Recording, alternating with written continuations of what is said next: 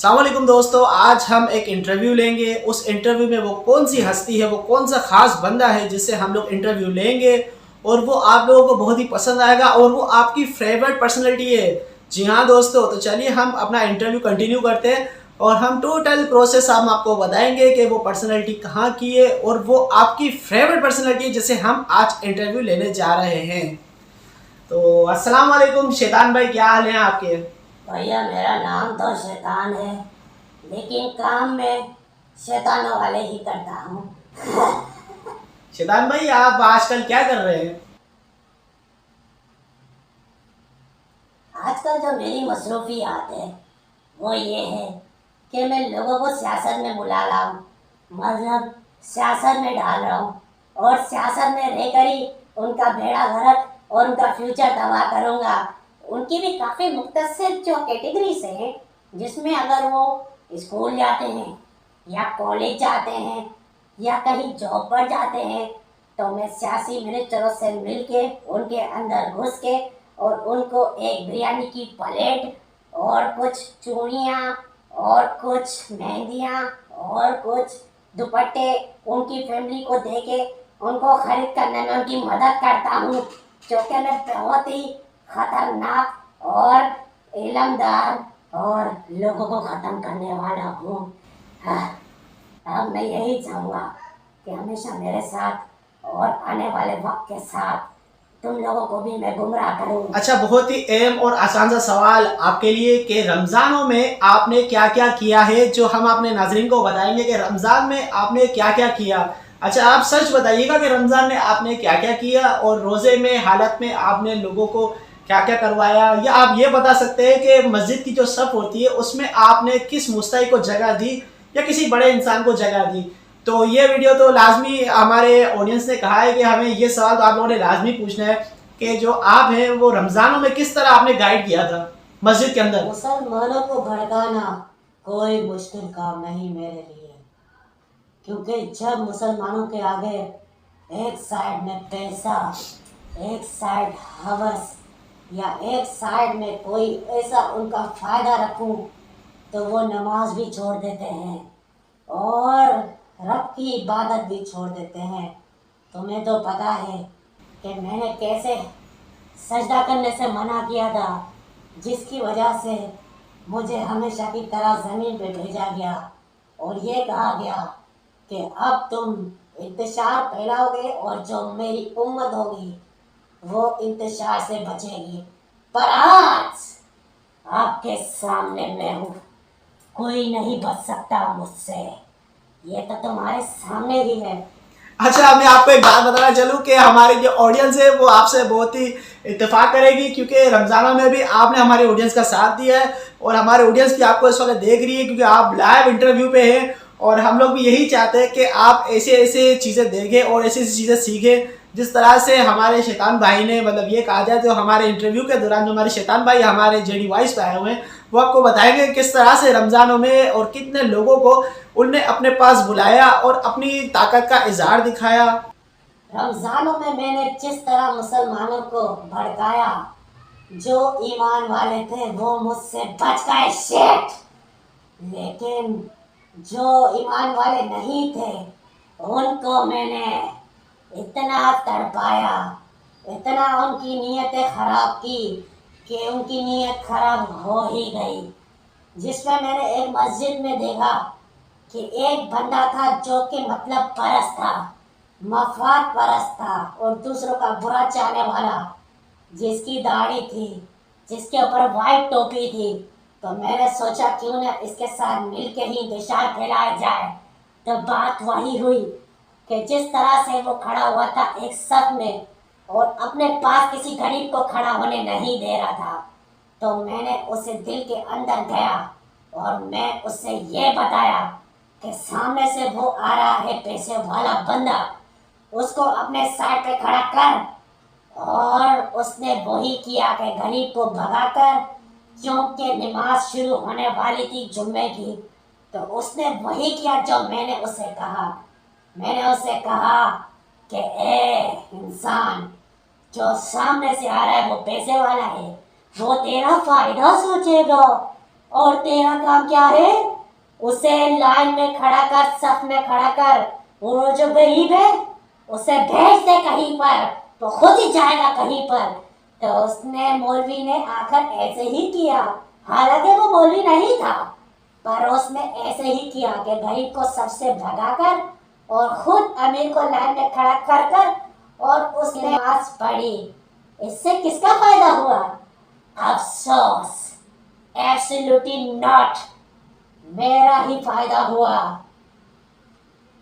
दूसरा सवाल पूछिए आप मुझसे, लेकिन जितने सवाल आप मुझसे पूछेंगे उतना ही नुकसान तुम्हारा भी होगा। अच्छा, एक और बात पे जरा रोशनी डालिए। जो हमारे इतने सारे डिग्री होल्डर जो हमारे लोग हैं, हमारी ऑडियंस भी देख रही है, इतने सारे डिग्री होल्डर हमारे लोग हैं, और उसके बावजूद कि हमारे अच्छे अच्छे मतलब उनकी राइटिंगें भी है, उनकी नॉलेज भी है, और उनके पास इससे सा टैलेंट भी है, फिर भी वो पाकिस्तान में पीछे है।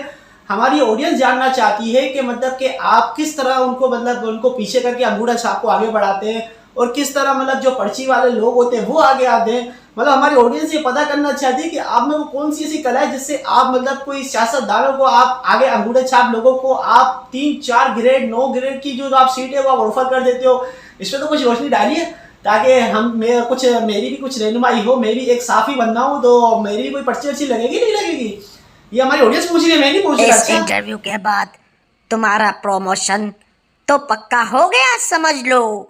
पर एक बात तुम्हें मैं बताता चलूं कि जो बड़ी बड़ी गाड़ियों में घूमने वाले हैं और जो रिश्वत जिनके दिलों में मैं वसवसे पैदा करता हूं कि तुम्हें पैसा कौन देगा, गरीबों को नौकरियां कभी मत देना, हमेशा अमीरों को नौकरियां देना, और ऐसे अफराद को तुम पकड़ना जिनके घर वाले जिनकी वजह से परेशान हो, तो फिर उनको सियासत में लेकर आओ, उन्हें 2-2 लीटर पेट्रोल दो ताकि वो तुम्हारे साथ चलने के लिए खुश हो जाए।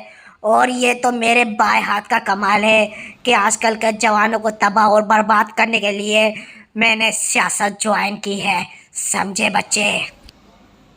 अच्छा, एक छोटा सा एक क्वेश्चन है, हमारी ऑडियंस आपसे पूछना चाहती है। अभी मुझे किसी ने कोई टेक्स्ट किया है जिसमें लिखा हुआ है कि अगर जिस तरह से सियासी सूरत हाल चल रही है, तो आप लोग क्या मतलब सियासी सूरत हाल में आप क्या बताना चाहते हैं लोगों में, मतलब क्या दिखाना चाहते हैं? और जो सियासी जो हमारे जो लोग हैं, जो मतलब जो हमारी हुकूमत है, उसमें लोग आपस में एक दूसरे से लड़ भी रहे हैं और सीटों के लिए भी जदोजहद हो रही है, और हमारी जो गरीब आवाम है उसके लिए आप क्या कहना चाहते हैं? जो मतलब के झंडे लहराती भी है और आप उसको बिरयानी की भी ऑफर करते हैं, और आप उसको मतलब के, और क्या लिखा हुआ है, अरे हाँ, चूड़ियों की भी, चूड़ियाँ चूड़ियाँ और मेहंदी की भी और दुपट्टे की भी। अरे वाह, इतनी ऑफर तो मुझे आज तक नहीं हुई। लेकिन शैतान भाई, इसके ऊपर थोड़ी रोशनी डालिएगा, क्योंकि हमारी जो ऑडियंस है ना वो थोड़ा देखना चाहते हैं कि आप किस तरह की है ना, आप लोग ज़रा रोशनी डालते हैं। तो चलिए प्लीज़ बताइएगा कि आपने कितने लोगों को गुमराह किया। सच बताइएगा, झूठ मत बोलिएगा, ऑडियंस लाइव चल रही है हमारी, देख रही है भाई। रमजान खत्म होने के बाद मैंने सियासी जगह ले ली है। जितने भी सियासत में लोग हैं उनसे मैंने यही कहा है कि अब तुम मेरा हाथ थाम लो और मैं तुम्हें कभी अकेला नहीं छोड़ूंगा, क्योंकि मैं ही तुम्हारे लिए न्यू जनरेशन को तैयार कर रहा हूँ, फहाशी पैदा कर रहा हूँ, और तुम्हें ही सीट दिलाने के लिए न्यू जनरेशन की कुर्बानी दूंगा, जिससे वो अपने स्कूल कॉलेज और नौकरियां छोड़कर तुम्हारे पीछे झंडे लेके भागेंगे। क्योंकि अगर वो इलमदार हो गए तो न जाने वो तो नाज़रीन देख ही रही है, घरों आपको से लाइव स्ट्रीमिंग चल जहादी रही और है। मुजाहिद पैदा होंगे, लेकिन मैं उन्हें ऐसा करने हरगिज नहीं दूंगा, क्योंकि मुझे पता है कि हमारे जो मुसलमान में कुछ ऐसे भी लोग हैं जो अपने बच्चों को फ्यूचर तबाह और बर्बाद करके और उन्हें मिनिस्टरों के आगे पीछे में लटका के और वो यही कहते कि जाओ उनके टायर धो। तो मुझे बहुत खुशी होती है जब किसी पढ़े लिखे का बच्चा जो जाहिल होता है और वो टायर धोता है और वो मिनिस्टर के तले जाता है, तब मुझे बहुत खुशी होती है कि उसके वालिदैन और वो खुद एक गुलाम जिंदगी बसर कर रहा है, गुलाम जिंदगी बसर कर रहा है। क्योंकि ये शैतान के गुलाम है, ये किसी हुक्मरान के गुलाम नहीं, क्योंकि हुक्मरान इनका हमेशा बुरा ही चाहेंगे, और मैं ऐसा कभी नहीं होने दूंगा कि मैं इनका कभी अच्छा सोचने दूं। हुक्मरानों को। अच्छा, ऐसा भी होता है? अच्छा, मुझे नहीं पता था यार। आपके नाम के साथ ये जो शैतान लगा हुआ है ना, और आपका जो होलिया बिल्कुल रेड कलर का, वो मैं तो बड़ा इससे मुत्तफिक हुआ यार। लेकिन बहुत अच्छी बात है कि आप लोगों को गुमराह भी करते हैं, लेकिन लोगों में अगर शऊर होगा तो जरूर आपसे पीछा छुड़वाने के लिए जरूर वो परहेजगार, इबादतगार और अल्लाह का हुक्म मानेंगे। लेकिन एक बात कहूंगा मैं कि काफी लोग अभी भी गुमराही तौर पे हैं, क्योंकि वो कुरान खोल के तर्जुमे के साथ नहीं पढ़ते। अगर वो तर्जुमे के साथ कुरान शरीफ पढ़ लेंगे एक मर्तबा तो वो जहादी और मुजाहिद बन ही जाएंगे। लेकिन अगर वो आपके कहने पे चलेंगे, मतलब शैतान के कहने पे चलेंगे, तो वो तो फिर जल कंफर्म दोज़खी है, कंफर्म दोज़खी है। क्या कहते हैं सर कि कंफर्म जन्नती बनना है या कंफर्म दोज़खी? ये तो फैसला हमारी आवाम ही करेगी। लेकिन अगर हमारी आवाम को थोड़ा सा भी अगर शऊर या अकल आएगा तो सियासतदानों से भी दूर रहेंगी, क्योंकि सियासतदान सिर्फ अपने मफाद के लिए न्यू जनरेशन को बुलाते हैं और अपनी मफाद के लिए उनको थोड़े बहुत पैसों में खरीद करते हैं, जो कि उनका ईमान का सौदा होता है, जो कि उनका वोट का सौदा होता है, ज़मीन का सौदा होता है। तो हम लोग ऑडियंस जो हमारे व्यूवर्स हैं, हम उनको यही कहेंगे कि कुछ भी हो जाए, सियासतदानों के पीछे हमें नहीं चलना। ये सारे एक ही कट्टू मट्टू, एक ही थाली में खाने वाले हैं और एक ही जगह पे रहने वाले हैं। अभी भी अगर किसी के कोई इवेंट से बुलाया उनको, तो सारे मेंढक साथ में बैठ के एक जगह खा रहे होंगे। लेकिन हमारे जो वर्कर हैं, जो कि फलां और फलां पार्टी से जो ताल्लुक़ रखते हैं, वो आपस में एक दूसरे को देख भी नहीं पाएंगे। वो देखेंगे अजीब लगेगा। और अभी रमज़ानों की बात है, ईद के सीज़न में एक दूसरे को वो देख भी नहीं पा रहे थे, एक दूसरे से नज़रें चुरा रहे थे। क्यों? वजह क्यों? ये तो आप तो मुझसे ज़्यादा ही जानते हो कि एक दूसरे से नज़र क्यों जानते हैं। हाँ, वो अलग बात है कि सियासतदान जितने भी थे वो आपस में मिलते जुलते, बड़े बड़े लोगों की शादियों में जाते हैं। मैं नहीं कहता, आप खुद किसी इवेंट्स में जाके, यूट्यूब पूरा भरा हुआ है, आप खुद जाके देख सकते हैं कि जो साथी, जो बड़े बड़े मगरमच्छ हैं, ये आपस में किस तरह से बैठते हैं, किस तरह से बातें करते हैं।